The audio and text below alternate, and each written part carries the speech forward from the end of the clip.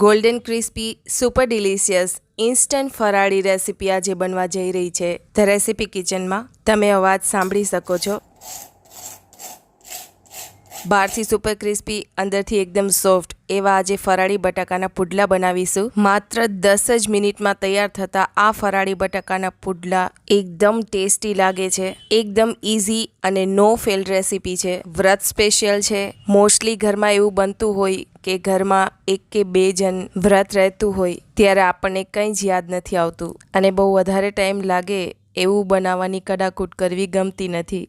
તો તેના માટે તો આ બેસ્ટ રેસીપી છે, કેમ કે ઇન્સ્ટન્ટલી ફરાળમાં કંઈ જ યાદ ના આવે ત્યારે આ ઝટપટ બની જતી ફરાળી રેસીપી તમને ખૂબ જ ગમશે. તો જોઈ લઈએ આ રેસીપી કેવી રીતે બનાવીશું. સૌપ્રથમ અહીં મેં 2 બટાકા લીધા હતા, પણ પાછળથી મેં 1 બટાકો વધારે એડ કર્યું હતું. તો અહીં આપણે 3 બટાકા લઈશું અને આ રીતે આપણે તેની છાલ કાઢી લઈશું. એક વાસણમાં મેં પાણી લીધેલું છે અને આ રીતનું જે નાનું ગ્રેટર આવે જેનાથી આપણે આદું ખમણીએ કે પછી ચીઝ ખમણતા હોય એવું નાનું ગ્રેટર છે એ લેવાનું છે.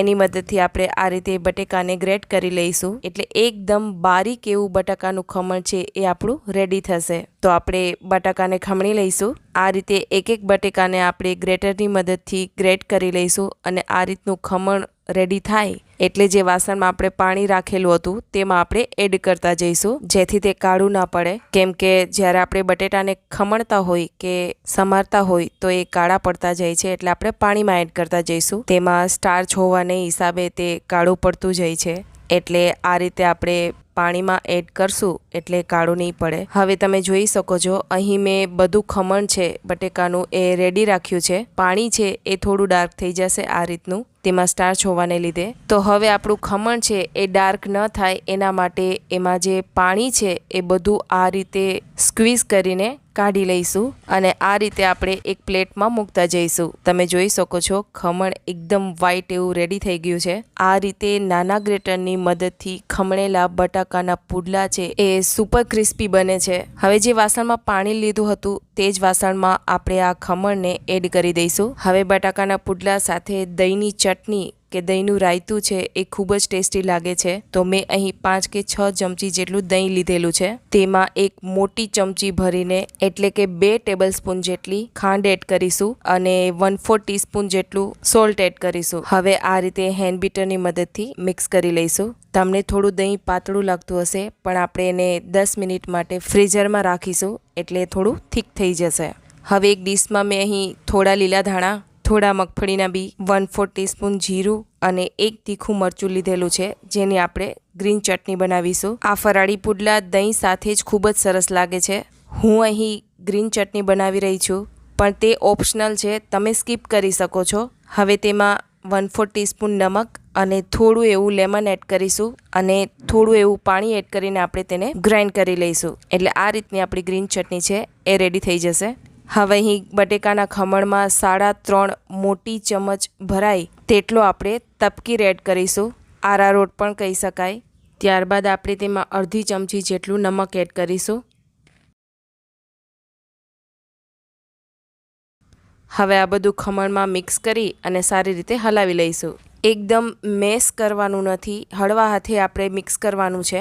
હવે આ ફરાળી પુડલાના મિક્સરમાં તમે આ સ્ટેજ ઉપર આદુ મરચાંની પેસ્ટ કે કોથમીર પણ એડ કરી શકો છો.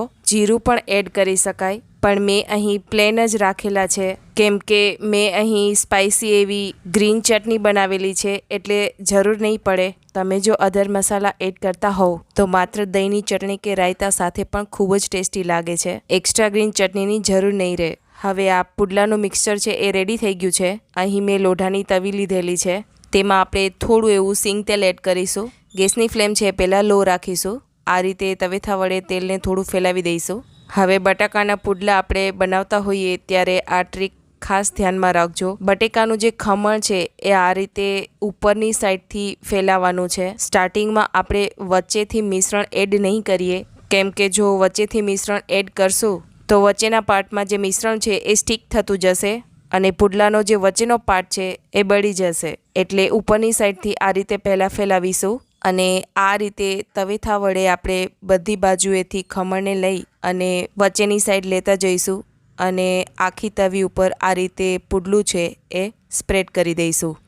તમે જોઈ શકો છો હું અહીં કેવી રીતે રેડી કરું છું। તવી છે એ મીડિયમ ગરમ હોવી જોઈએ, કેમ કે જો વધારે ગરમ હશે તો બટાકાનું ખમણ છે એ બફાઈને સ્ટીક થઈ જશે અને ફેલાવવું મુશ્કેલ થઈ જશે, અને જો ઠંડી હશે તો પણ બટાકાનું ખમણ છે એ સારી રીતે સ્પ્રેડ નહીં થાય, એટલે મીડિયમ ગરમ હોવી જોઈએ। હવે આપણું જે બટાકાનું ખમણ છે એ બધી બાજુએથી સારી રીતે ફેલાઈ ગયું છે અને એક પરફેક્ટ પુડલાનો શેપ છે એ રેડી થઈ ગયો છે। હવે સાઈડમાંથી આપણે થોડું ઓઇલ છે એ એડ કરીશું, ત્યારબાદ તેને 3 મિનિટ સુધી આ રીતે શેકાવા દઈશું અને ગેસની ફ્લેમ છે એ હાઈ કરી દઈશું, કેમ કે હાઈ ફ્લેમે જ પુડલું છે એ બધી બાજુએથી સારી રીતે શેકાઈ શકશે।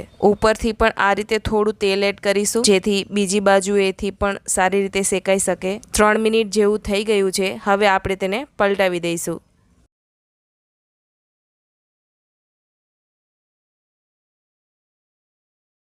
તમે જોઈ શકો છો એકદમ સુપર ક્રિસ્પી આપણું ફરાળી બટાકાનું પુડલું છે એ રેડી થઈ ગયું છે। થોડું વચ્ચેથી ડાર્ક બ્રાઉન થયું છે, બીજી બાજુએથી પણ શેકી લઈશું। એકદમ ક્રિસ્પી એવું આપણું બટાકાનું પુડલું છે એ રેડી થઈ ગયું છે।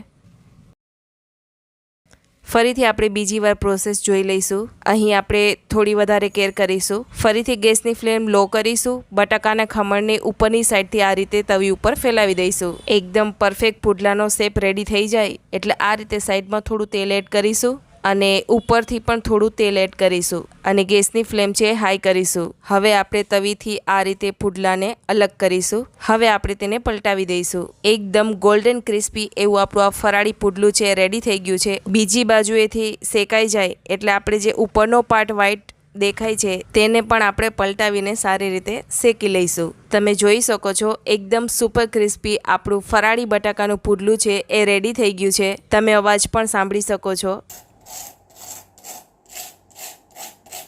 ઉપરથી ક્રિસ્પી અને અંદરથી સોફ્ટ એવું આપણું આ પુડલું રેડી થયું છે, જે ખાવામાં ખૂબ જ યમી લાગે છે।